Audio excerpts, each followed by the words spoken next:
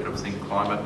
Having completed a Master's in Corporate Environmental and Sustainability Management at Monash University, he spent 8 years consulting in climate change, sustainability and stakeholder management and workplace safety for some of Australia's largest consulting firms. He's now delivering value to a large range of clients with his strategic approach to managing the challenges of sustainability and climate change. He provides lectures and tutoring in climate change and sustainability through Adelaide University, publishes regular articles aimed at challenging the thinking of our collective approach to managing sustainability. Thank you, Ben. Ben is going to speak to us about a very interesting subject, nuclear power, my journey from opponent to proponent. Thank you, Ben. Thank you very much for having me today. Thank you for the invitation, Paydirt, specifically Peter Ellery. Thanks also, Peter, for the kind words earlier. Nice to be described, I suppose, as an asset to your industry. That being the case, I hope you won't all mind a little bit of tough love in the presentation today, and a few important home truths for the industry in relation to what I have to tell you. So I've got 20 minutes, and we've got about 392 parts per million CO2 in the atmosphere. On both counts, we don't actually have very much time. So I'd like to do something a little bit different in the presentation today, and I'd like to fix climate change using your product. Am I exaggerating? Yeah, a little bit. I don't have a lot of sway in the United States or China or India, but I have a reasonable amount of influence and connection right here in South Australia. So that's where we're going to look, and I'm going to show you how it can be done if we can get our act together and start using your product more wisely on this problem. But it's going to be worthwhile to take you through a little bit of my journey and actually changing my mind on this issue, because once upon a time, I was one of the people that wanted to be out there objecting to what it is you do. I'd like to tell you what changed. This is basically where I came from. This was the position I used to previously hold. Someone who said no to nuclear power, someone who said no to uranium, someone who said no to your industry, start to finish. However, I then professionalised in sustainability. I took it from something that was, you could say, an amateur interest into a profession, and had to start doing my work, particularly in climate change and climate change adaptation, where I had to look very carefully at modelling forecasts for climate change, what we have in the pipeline, and how we might go about adapting. And the truth is, there gets to a point where we stop talking about adaptation. We're in a completely different territory that we do not have the capability to adapt to in the sort of time frame that we're talking about. And that sharpens the mind of a nuclear opponent, you could say, to think pretty hard about the solutions. So where I'm coming from now, and I'm not going to take you through the evidence in support of this, but you can approach me for resources, is that this climate crisis that you hear about is actually something that is very, very bad and very, very urgent. And though we've been told 2 degrees is a safe level of temperature rise, in the intervening years from the last IPCC report, many experts are revising that back down towards 1.5 degrees, and I tend to agree very strongly. We need to get atmospheric CO2 back to about 350 parts per million from where it currently is. It may interest you to know that it hasn't been much above 350 parts per million for the last 500,000 years, which is encapsulated about 5 glacial interglacial cycles.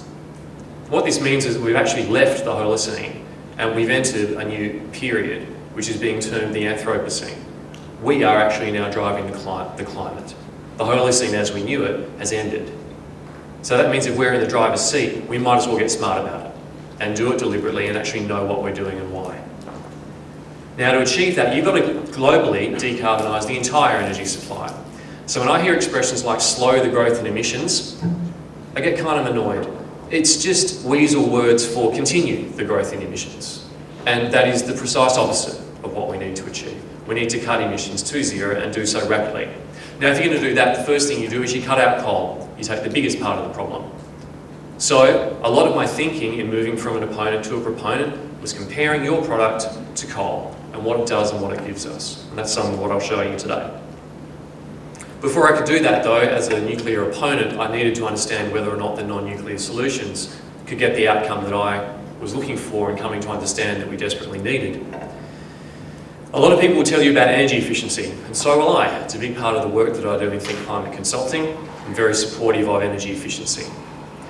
It has some problems though. It's very risky to rely on high levels of implementation of energy efficiency. I find very good opportunities. They do inevitably get implemented, but not the following day. They need to get funded, go through committee, and 8, 9, 10 months down the track, the pump might get replaced. There is no magic lever that you can pull to make perfect energy efficiency flow throughout this economy.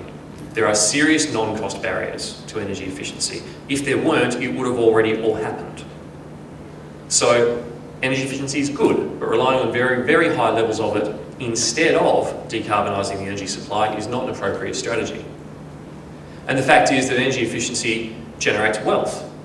That's what it does. We cut energy in the short term and we get money in return because we're spending less.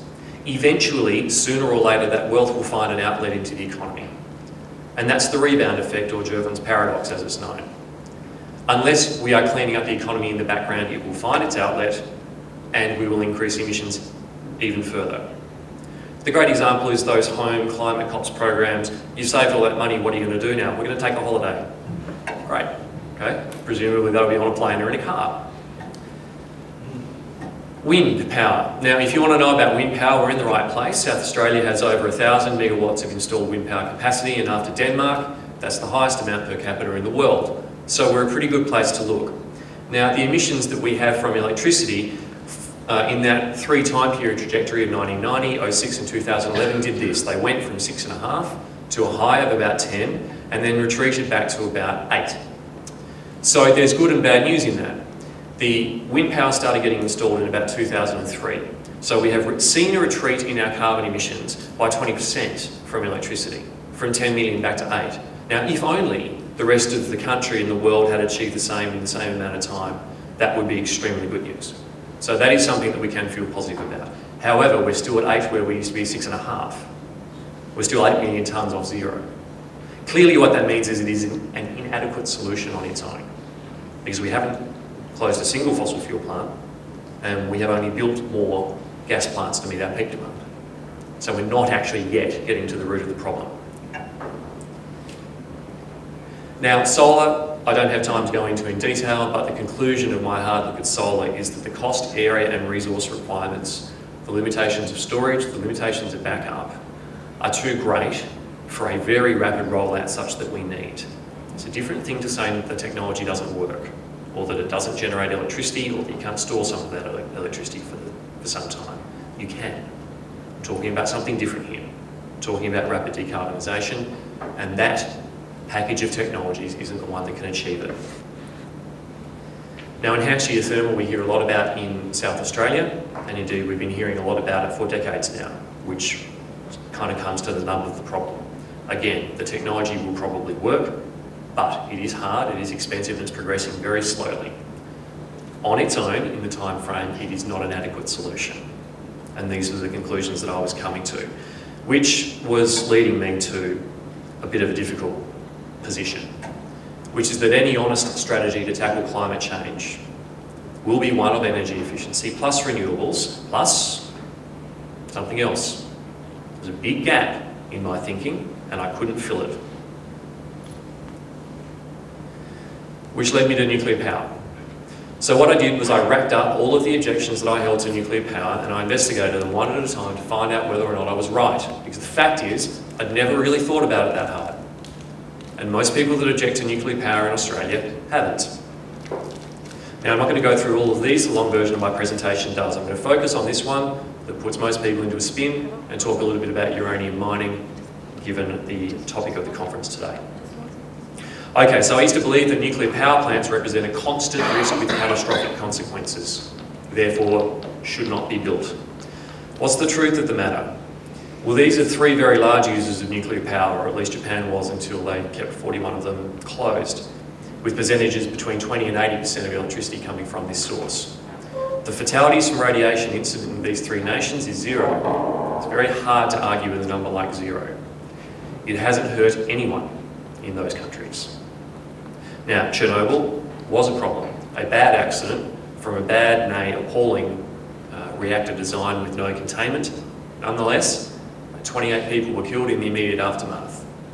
Little known or appreciated is that the latent cancer toll attributed to the accident is approximately 15 deaths out of an excess rate of about 6,000. So that means an excess number of cancers, about 6,000 cancers of the thyroid were detected from milk that was not quarantined from the supply, the sort of action that was taken in Japan, that was not taken in the Ukraine at that time. Infected children, and they develop thyroid cancer, which is typically about 1% fatal as a cancer. So 15 out of 6,000 is in the ballpark of what you would expect. And there has been no other detectable radiological impact, according to the experts. And if you'd like to argue with me on that, or indeed if anybody would, you're arguing with the peak body, which is the United Nations Scientific Committee on the Effects of Atomic Radiation. You should get familiar with those people and their work. Now, if we keep building the modern, new Gen 3 and Gen 3 Plus power plants being built today and then move to Generation 4, I have no doubt that we will continue this stellar record where, per unit of energy provided, nuclear is by far and away the largest major power source, the safest major power source in the world today. And this is something that should be told. No deaths per terawatt hour, no deaths at all in the OECD from nuclear power. Now, things like the coal mining is very dangerous, even in the OECD. So things like the Pike River collapse in New Zealand killed people, as many people as directly died from Chernobyl. But we seem to accept that as business as usual from coal. I don't really know that we should.